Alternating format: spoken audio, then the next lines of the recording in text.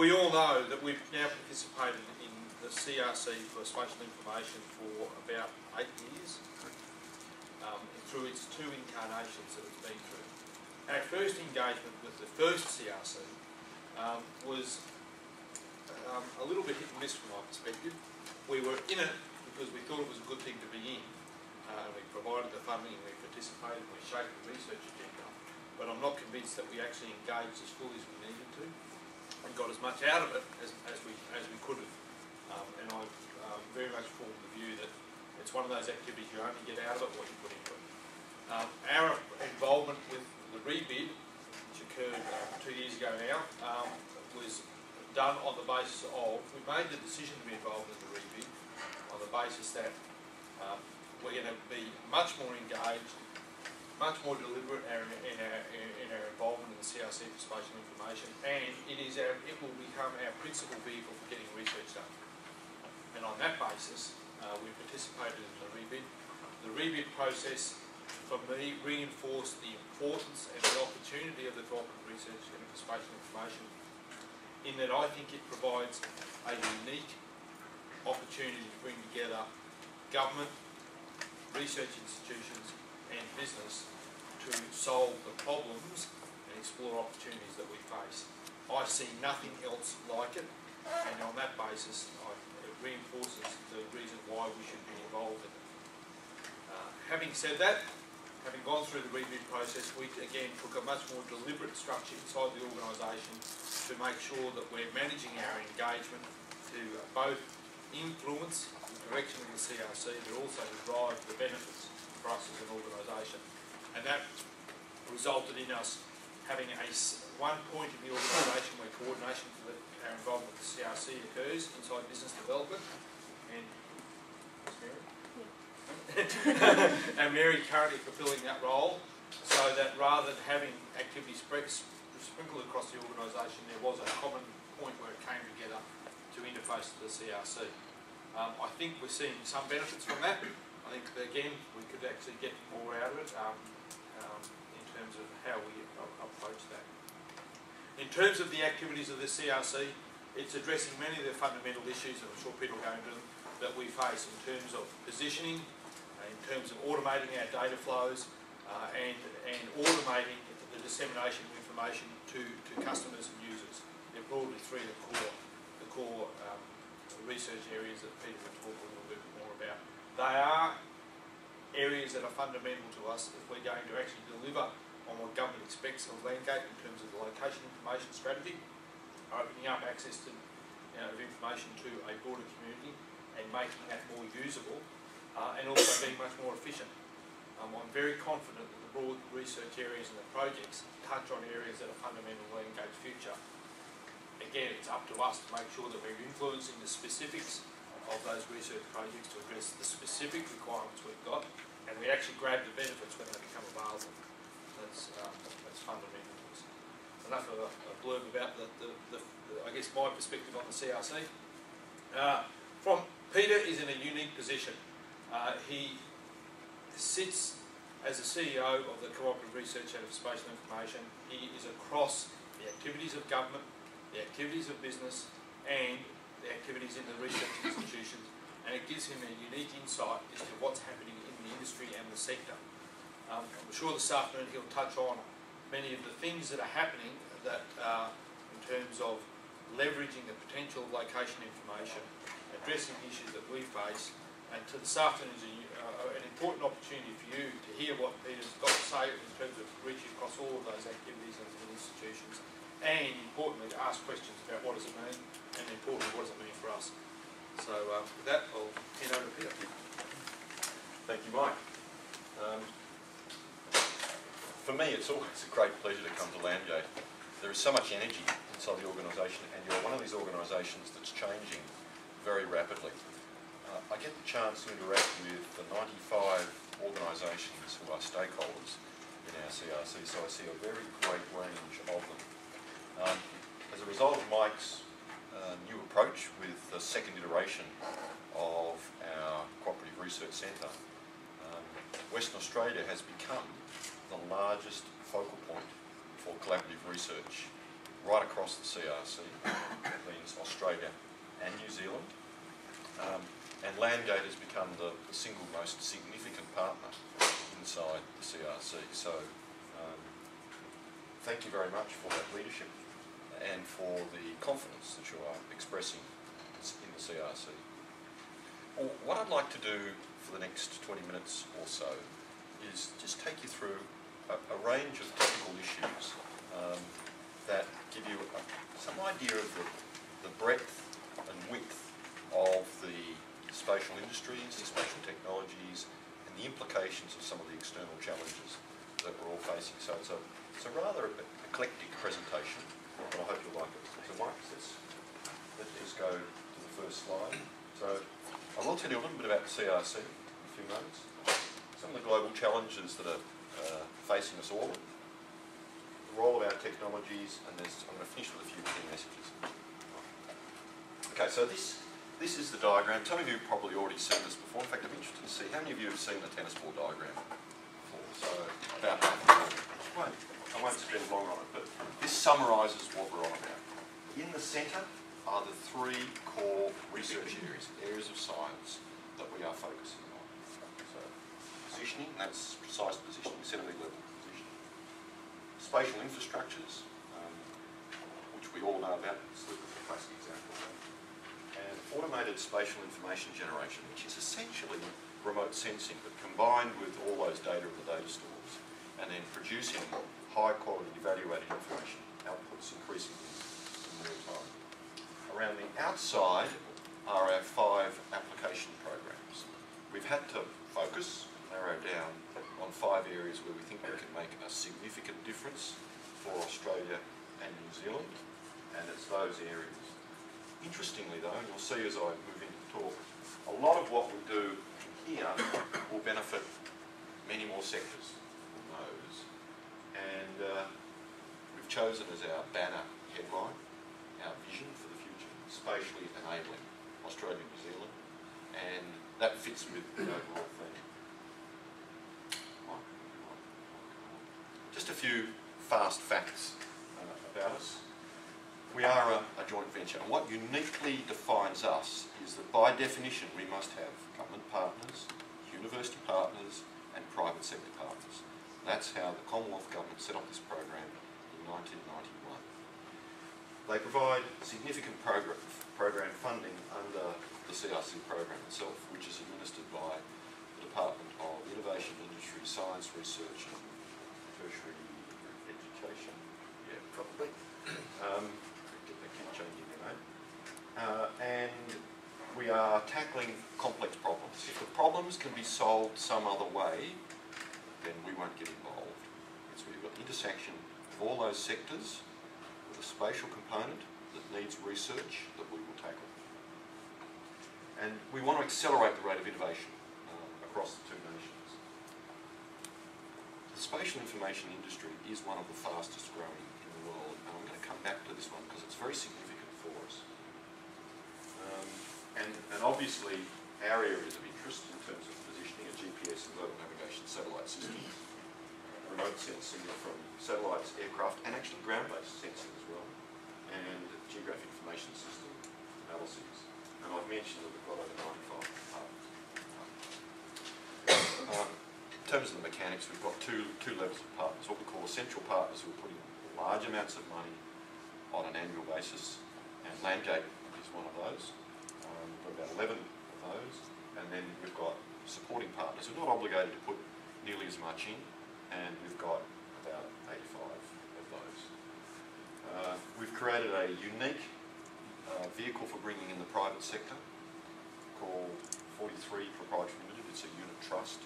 It's the first time the Australian CRC program has done this, and there have been 150 CRCs go before us in the 21 years of the program. We've brought in 55 or 60 companies at the moment, which is by far the largest number of companies. They all put in cash to the CRC. It allows them to participate in research, and for many of them that's a revelation. They don't do research. No one's quite sure what innovation is. And they've got an opportunity now to mix with government agencies, to mix with universities, to actually have them on the end of the phone as a partner, instead of the really complex cold calling that so many of them had to do in the past. It's in fact led to the creation of a joint venture that Landgate has launched earlier this year in combination with Geomatic Technologies, Earthline, and a third-party company from the US. So there are all sorts of benefits that derive from having the private sector involved in this. $185 million of cash in kind is committed over a period. In our case, it's 8.5 years. Our next period expires in June 2018, so we're 2 years into that period. We put 89% of our total investment into research, and the rest goes into business development, education, and administration. So we run a lean overhead, and I've already indicated our primary areas that we can go on. Okay, so now I want to change pace. I just want to give you some sort of bigger picture issues. I just want to talk a little bit about global warming for a moment, because this has implications right across government, right around the world. Just the data. I mean, we wonder sometimes about how good the data is, but here are 3 very high quality institutes who are telling us that from 1850 the world is definitely warming, and you can see where it's warming the most across the top and across the bottom. And in fact, in Australia, global warming is not as bad as at the polar ends. Now we're seeing some significant changes, like, go to the next slide. We are seeing significant changes, even though we're not the worst of it. So you can see the number of hot days since 1960 is going up, and the number of cooler days, on average, is going down. So we've got really high quality measurable data which is suggesting global warming is causing real changes in Australia. Sea level are rising, and those sea levels are being demonstrably measured by in situ measurements by buoys and tidal gauges and so on, and in recent years, the last 15 to 20 years, by satellite data, which shows very good congruence with the in situ data. And we can forecast out the implications of sea level rise. There we are, about there today, and depending on how effective our mitigation actions are as a global community, we can expect to see very significant sea level rise of the order of another 70 centimetres, or maybe not so significant, the order of about 15 to 20 centimetres. Irrespective, they're very significant. Now, all of this has implications for us in terms of food security, water supply, coastal planning, and just about everything that we do.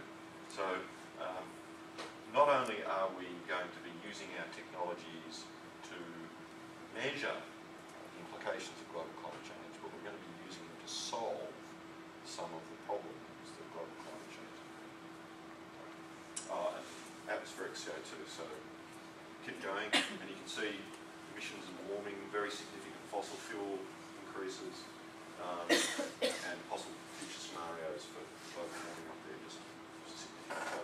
So just about coming into these.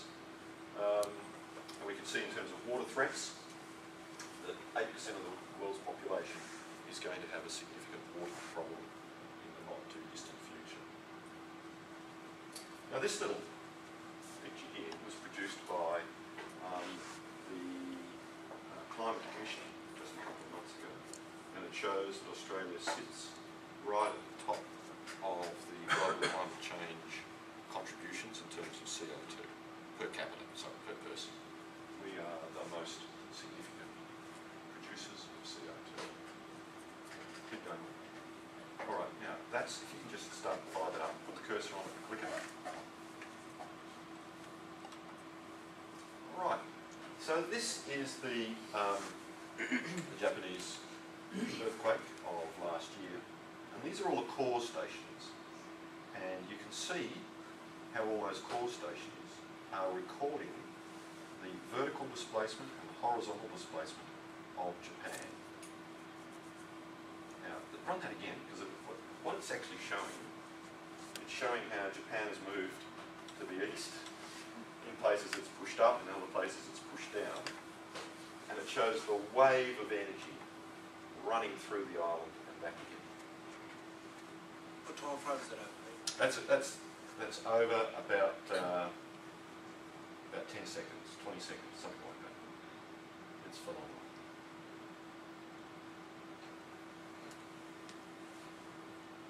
And I got this from Chris Piper.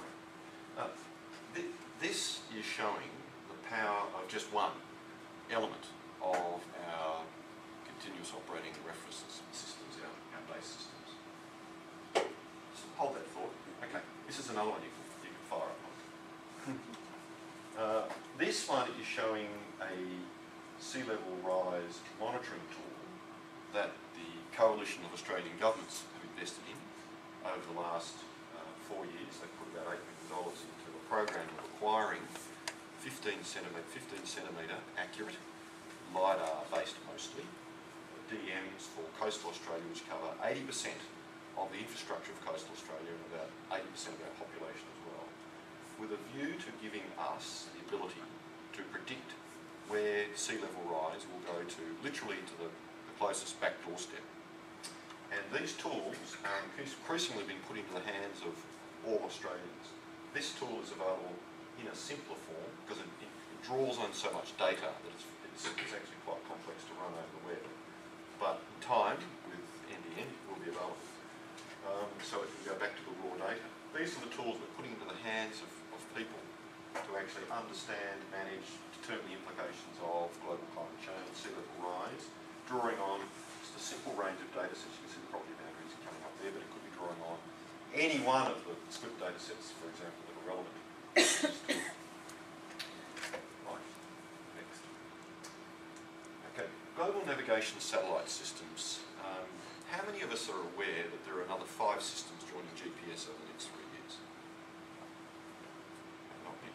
So we're going to go from seeing maybe 4 satellites to seeing, in Australia, you can see where the zone of hotspots are going to be. Western Australia particularly is going to be seeing between 45 and 50 satellites at any one time. That has great potential for us, and we have a program of research inside the CRC, our program 1, positioning program, which is led by Professor Peter Woodgate here at Curtin University, which is developing the capability to read the signals of all of those satellites and to push them out through a single network solution to end users, to give anybody who's mobile the ability to determine where they are to within 2 centimetres of true X and Y, about 6 centimetres in the vertical resolution. And we will have that ability, the research solution to it will have that ability in about 3 years' time. We need to strengthen the ground-based infrastructure to be able to deliver that capability. In Victoria, they've already got that capability just with GPS alone. And as we strengthen the network of core stations across Australia, we can roll it out across Australia. Just last month, the Federal Government Cabinet considered a new policy statement which included a plan called the National Positioning Infrastructure Plan, which sets out how Australia can develop this capability for all governments, and they have approved that policy in principle, and now they're developing policy discussions, I believe, in consultation with every state to see it rolled out as a national policy. So this is how our research and this infrastructure and our science leads into policy change and new infrastructure for Australia. Okay, now I'm going to give you some information about global growth in terms of spatial technologies. Positioning. The positioning, the GNSS markets are growing at around about 11% compound. So Australia's growing at around 3% in terms of its economy. So those markets 3 to 4 times that. 80% of mobile phones sold this year will have a positioning capability. Location-based services, and we've all heard of that. Revenue is going to forecast over that, we're going to triple over that 5-year period. And they're the fastest growing search segment. This is an interesting one. 53% of consumers are willing to share their location information with advertisers, so they're prepared to leave their positioning phones on. The US government is still making significant investments in GPS on an annual basis, and these are the countries that are putting up additional systems.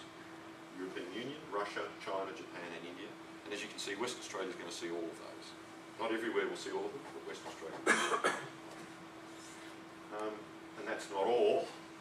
The National Positioning Infrastructure Plan that I referred to is going to be integrating with the other positioning capabilities so that we've got a ubiquitous approach to positioning. So Wi-Fi, cell tower, locata, which is an Australian invention for ground-based positioning, inertia systems and so on.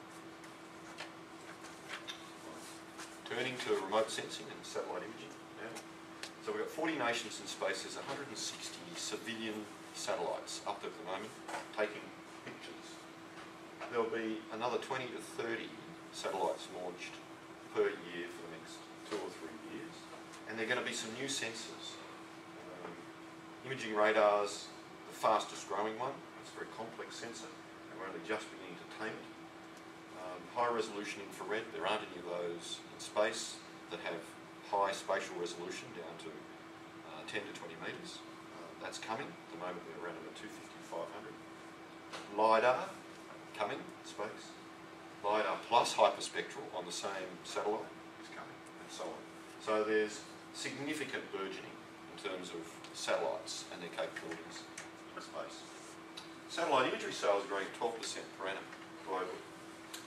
SAR sales are at about 17% globally. That's radar.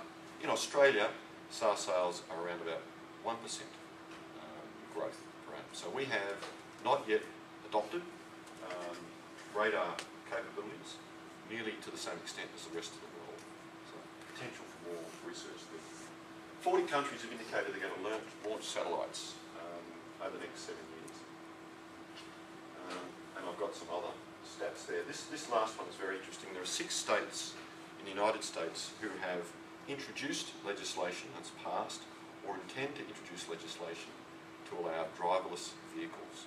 And so you need a very robust positioning and navigation system to enable that to happen. So it's going to be a revolution in marketing of cars. Just flick this one on, mate. No, keep going. Yeah, turn that on. Turn it on. There are around about 500,000 pieces of stuff in space that are being tracked at the moment, and around about 3,000 of them are satellite related. and this is, and they've all been given a unique identification, and they're uniquely tracked by NASA and a combination of other agencies. I just thought I'd show this because it gives you some idea that space is a fairly crowded space at the moment and getting much more crowded. And so positioning in space for tracking objects in space is becoming a significant industry in its own right. Keep going. GIS was sort of starting to get to sort of the pointy end of us here. So the global GIS software market is large, and Esri have a large component of it. There are parts of the market growing at 35%. So these are figures from this year. There are significant growth forecasts for GIS, 10 to 15% compound per annum. And it has maintained these rates of growth for the last 8 years, right through the global financial crisis. And we're going to see geospatial healthcare probably as the single largest component of the spatial information analytics into the future. And there's, that's no surprise really. In Australia, half of the federal budget, half, is spent on health and welfare. It's well over $100 billion a year. When you add in the state contributions to that, it's much, much larger again. So it's a very big issue for all sovereign governments. Right. So we now just think about a little bit more how this GIS is developing. We know all about the web, Web 1.0, Web 2.0, we've got Web 0, 3.0 coming, Web 4.0. We think we're about there in terms of the pickup of spatial data infrastructures in Australia, more or less, in terms of Web 2.0 capability, so we're not really fully at Web 2.0 functionality. Mike, next one. Within 5 years, we could have the ability to get to Web 3.0.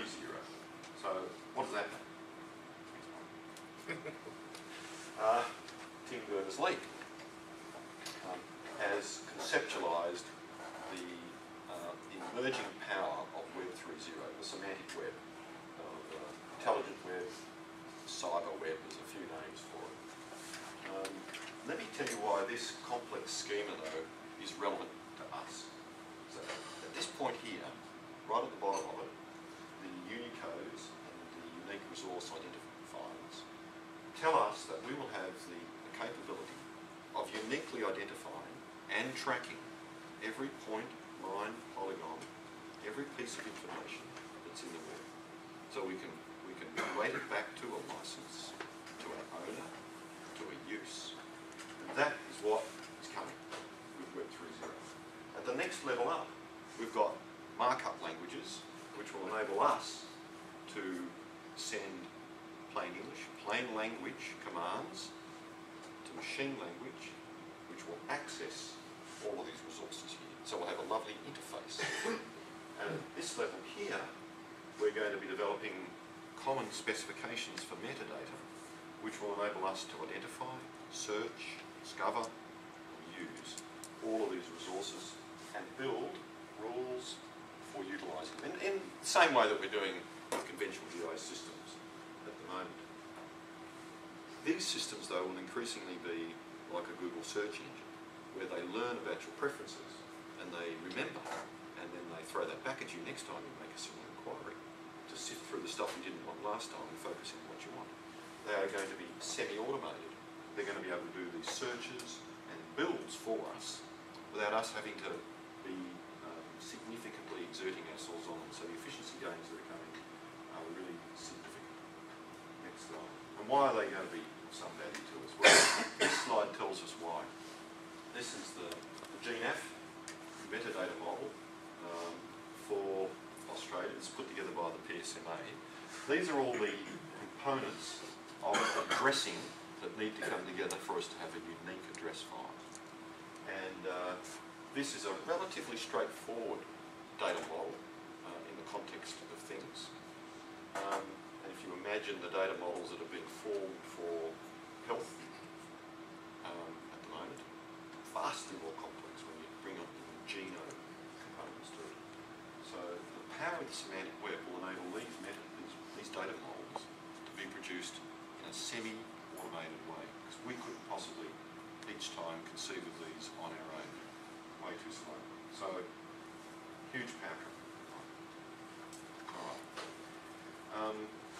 Here's a very simple diagram which shows the functionality of a spatial infrastructure. I've called it the Australian-New Zealand Spatial Marketplace. I want to make a distinction though at this point between the demonstrator that we've heard about. How many of you have heard of the Spatial Marketplace demonstrator? Okay, so a few of us. Where we've built an open systems, open access system through ANSI as a testbed demonstrator of the marketplace. But in fact, what I'm indicating here is that the outward-facing component of all of the public spatial infrastructures are contributing to an existing trading marketplace in Australia. And they've got that functionality across the top, and they're principally siloed at the moment, but they're increasingly going to need and use very similar functionality. Certainly at the Web 3.0 semantic web level that I just showed you before, there is going to be a common need right across all of those silos, all of those jurisdictional requirements, all of those agency requirements, and beyond into the private sector. And it's the role of the CRC to actually look at introducing the next generation of spatial infrastructure capability so that the generic components of that, to the maximum extent possible, can be utilised and adopted by at least the partners of the CRC and probably beyond the partners of the CRC. So we hope to put in place significant efficiency gains in utilising common architecture, common elements of the infrastructure wherever possible, and also developing a pathway, a systematic pathway from going where we are at the moment to where we know we can be with Web 3.0 and to get there with the maximum and most efficient use of public dollars and to get there sooner rather than later.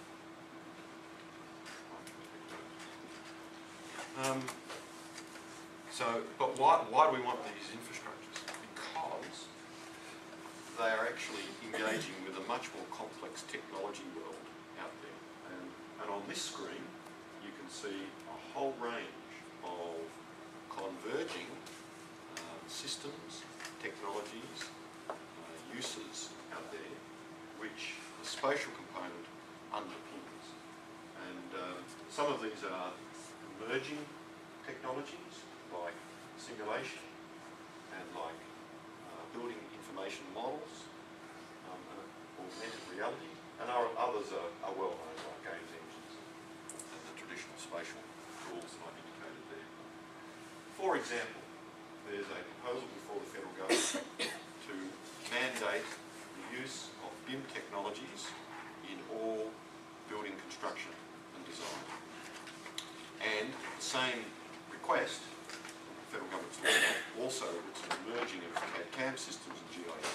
So that you've got spatially, topologically structured building information coming together with those technologies.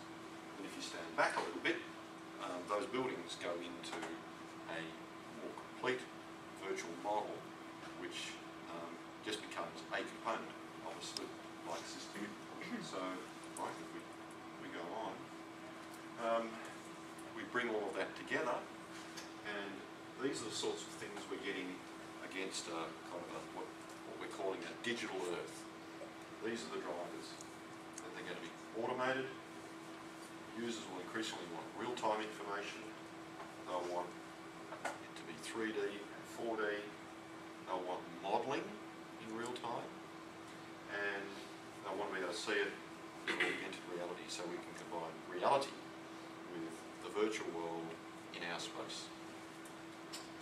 And I've just quoted Mike Goodchild there. How many of you have heard of Mike Goodchild? Yeah, Mike's one of the gurus, if not the GIS academic guru in the world. And he's got a new name for this, which he's calling spatial technology. I don't know whether that'll take off. So the key messages, just to summarise. Everything we're doing at Landgate, across all the agencies, whether it's health, agriculture, natural resources, is building towards the digital world. Its power will be unleashed with models that are topologically structured, where every element knows where every other element is, and what its metrics are, and what its attributes are. And this is a very complex task. And our message is that those that don't appreciate the power of our technologies, our spatial technologies, won't be able to fully adopt their capabilities. And we do need more collaboration across the agencies and between the sectors in order to take advantage of what's coming. And I'll just go back to where I started. There are some big issues out there. Population, sustainability, climate change, trying to keep the economy growing, productivity and security, encouraging creative nations, Indigenous issues, social inclusion. We touch on all of those, and there's activities happening every day in Landgate that affect all of those. And I put this up because I just find this really interesting. This is my last slide. That's just a map of Facebook users around Australia, around the world. It shows you the interconnectedness of the world through one form of social media. So we're showing a spatial representation of it. And you just look at China. China sits in there. That's China. China has opted out of Facebook, and it's using a system called Weibo. I haven't got a little diagram of Weibo, but I bet Weibo looks like that, at least for the southern parts of China. So, thank you.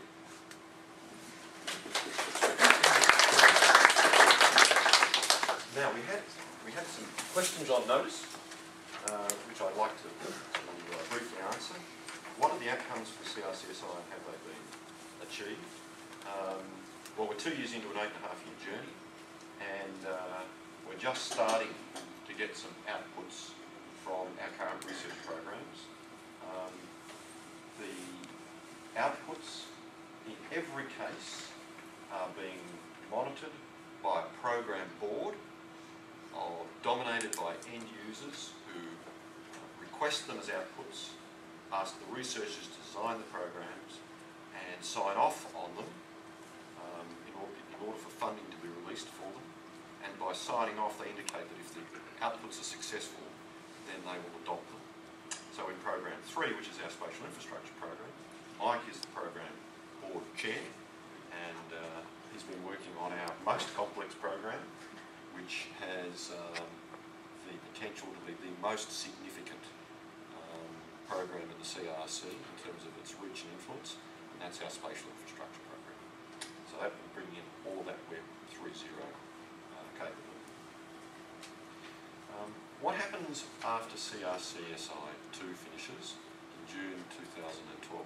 That's when the funding from the CRC program is complete and our agreements terminate. So our joint venture dissolves at that point. Sorry, Peter, you said 2012? Sorry, did I say 2012? Yeah. Well, sorry. Rather bad for you. You're picking me up on that. We've got a little bit more time, Mikey. 2018, June 2008.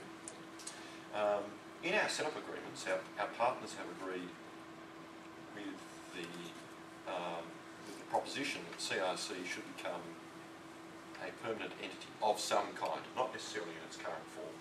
So the 95 who've signed up have agreed to that proposition. So we're now looking at building the plan, and our board is saying to us, let's have a working plan, a schema for that plan by Christmas this year, and then once we've got that in place, then let's go back to all the partners through 2013 and 2014 and work it hard to see whether that is the actual model that the partners want to invest in come 2018. And we're looking at a range of elements of that plan at the moment. The single most significant question for us is, what is the unique value proposition that justifies the continuation of this complex collaboration in perpetuity? And if we can get an answer to that question, then we'll have a clear picture. So happy to take any other questions.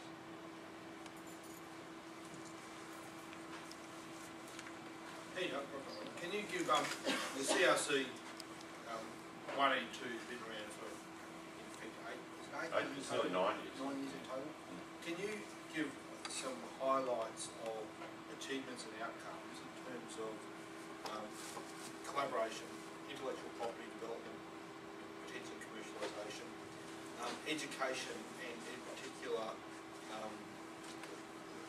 PhDs and master's degrees that you sponsored and where they've led to? If you're able to give a snapshot of what has been achieved as an indicator of what you expect to be achieved in the future. Okay. We graduated about 25 PhDs, I think, Mike, was it 22, 25?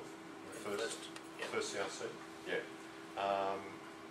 The vast majority of those have gone into the private sector. There are some back at universities and some government agencies, but the vast majority have gone on to the private sector. That program, our partners told us, was so successful that we doubled the target number in the new CRC to 50, and it's been so successful already in 2 years that we've got 38 PhDs coming through the system, so we're going to go well past 50 PhDs, probably more like 70 PhDs will be graduated. So with those PhDs, what does the CRC do to make that happen, make them happen? In order to bring them in?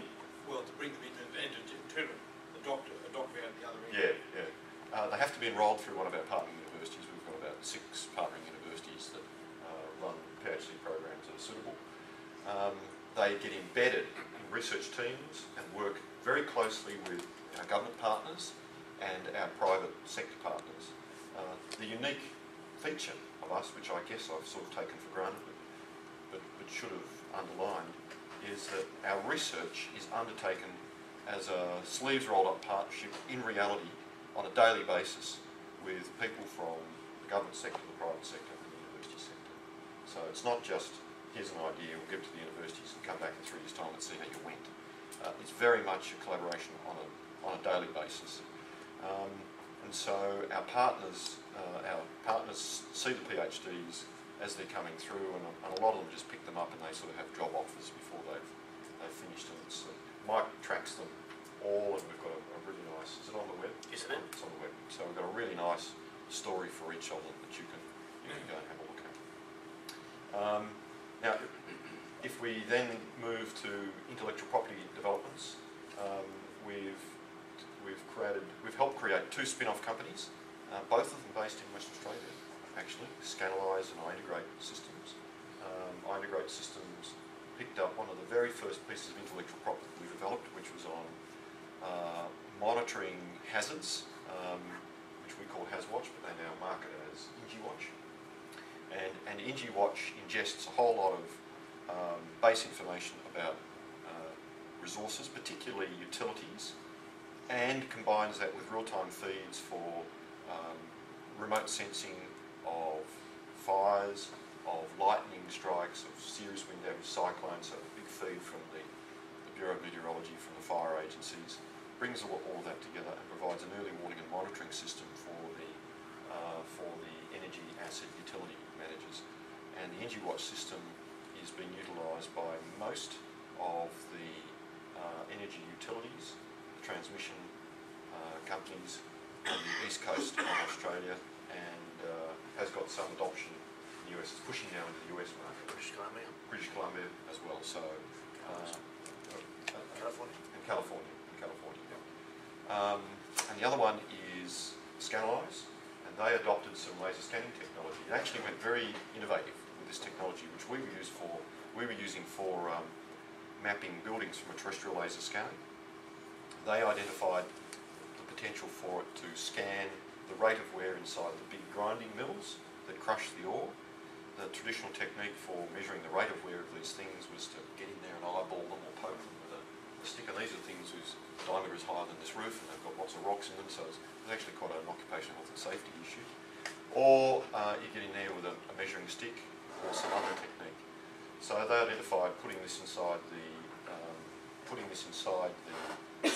grinding wheel would provide higher spatial resolution of the rate of wear to the nearest millimetre, would save on safety, and would provide a quicker measure. And that's been really successful. They are now, I think, operating in 23 countries around the world. Is it 23? Yeah, it's getting there. It's not quite there, but they employ 23 people. 23. And they're based in South America, South Africa, and now breaking into Europe. Yeah, okay, so operating around the world. In terms of other intellectual property developments, we've developed a epidemiological tool for taking population health data from hospitals and putting it into the hands of non-spatial technical medical researchers who can combine it with a whole lot of information about the health of patients and visualise the analytics of those to identify where population health problems are occurring. It's been pioneered here in Western Australia again by the Department of Health, and it has been a revolution in the ability of medical researchers to use spatial analytics to help better understand the causal factors of health problems and to put in place targeted programs to reduce health problems. Another one that's been very significant has been in the remote sensing area, where we worked with Geoscience Australia, who produce satellite image mosaics of the whole of Australia on an annual basis.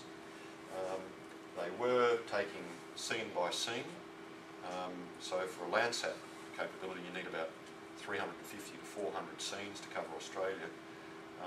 We developed a unique modelling technique which would take the strip data rather than the scenes, so you go back from 300 to 400 scenes to about 6 to 8 strips, and instead of having around about 30,000 ground control points. You can have just a handful, maybe 30 to 50 to cover Australia. We can process it with the same level of accuracy, and they've now adopted that system, and it's saving them over $1 million a year in processing capabilities. So, Mike, I could go on across all programs. There's probably a couple of dozen I could indicate there. And most of those are CRCSI 1.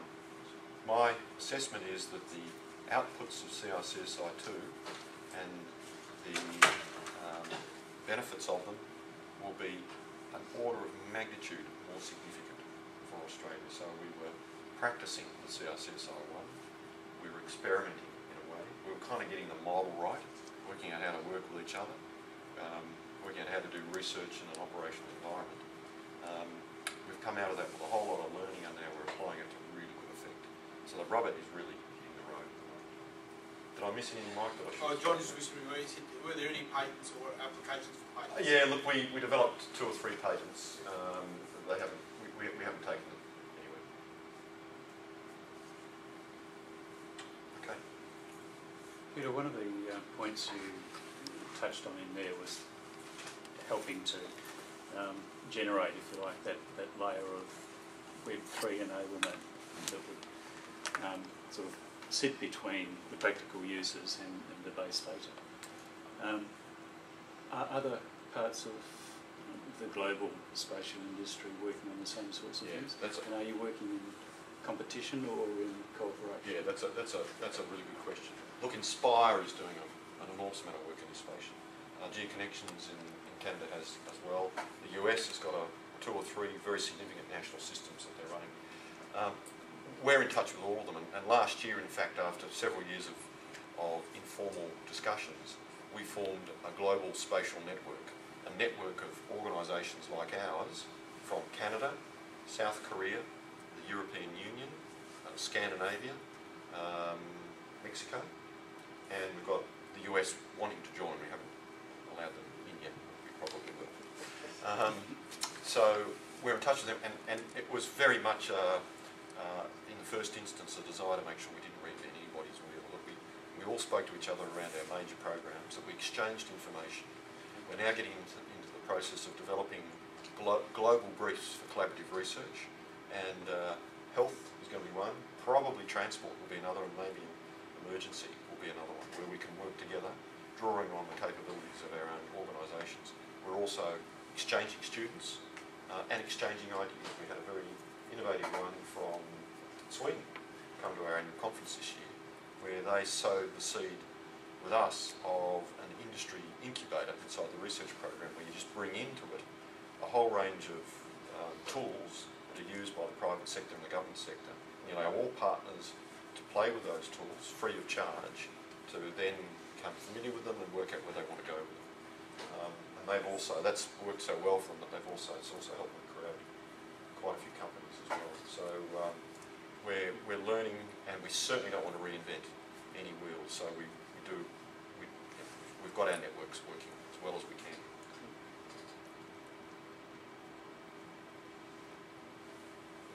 Can I just add to the examples you mentioned, Peter, of the highlights or successes? I think some of the successes which we didn't actually plan on or think we were doing is the networking.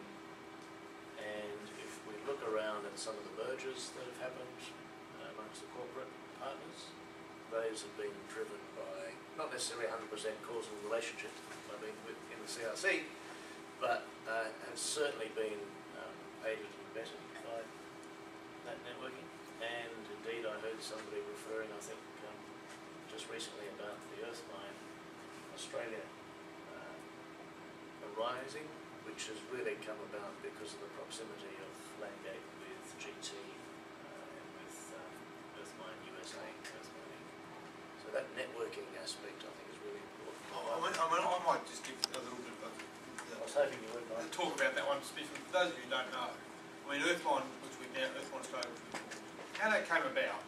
I mean, I went to the States in 2008 and saw some technology around doing street level imagery that I thought was interesting. Came back and said, had a discussion with Bruce Thompson from Victoria, and said, do you reckon there's anything in this for us, for what we do? And he said, well, only if we could actually use street level imagery to get some more information, road centre lines and extract features. So we thought, and I agreed with that. So we then thought, who does this sort of work? And Geomatic Technologies were a company inside the 43PL. And we only went to them because of that fact and said, hey, we're thinking of this, what do you reckon? They said, oh, well, we'll do a little study. We did a little $50,000 study, and they produced a prototype at the end of it, which was around exploring how we might do this ourselves, with a view we might actually build something. At the end of that study, they had stumbled across a startup in America called Earthmine, which did everything we thought about, plus a whole bunch more. And it so happens that one of the co-founders of Earthmine Inc. was a student of Clive Fraser, who was the research director of the CRC, and moved to America.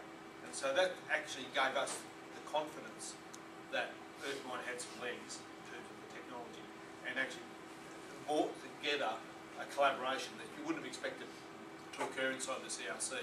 And for me, I do think that there's an intangible value in the networking opportunities that bring together government, industry and the private sector that you don't see anywhere else that can create something different and unique.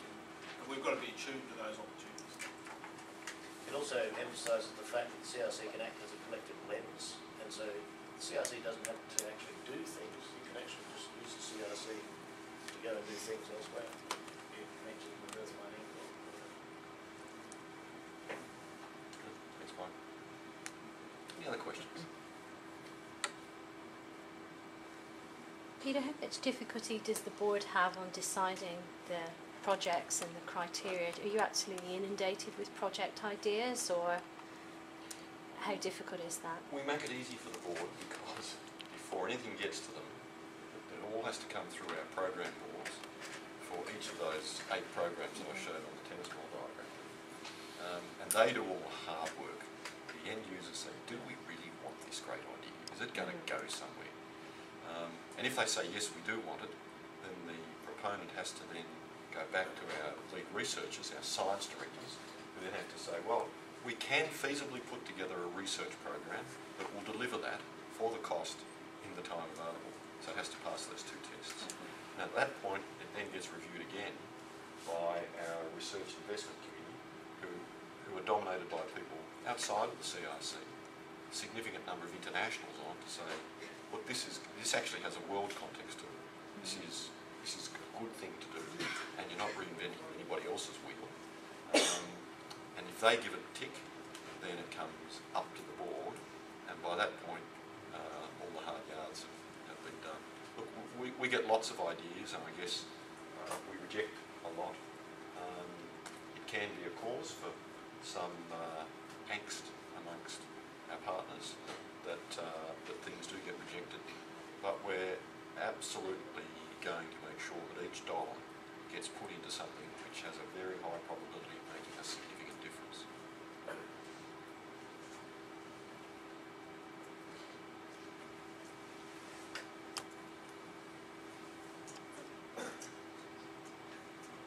That clock says 1:30 and that one says 1:26.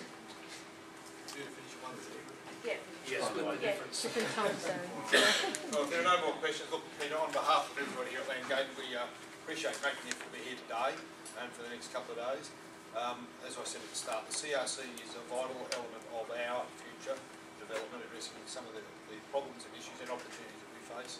And it's important that a large number of Landgate staff have a greater understanding of what the CRC is doing and what it can do for us. And I think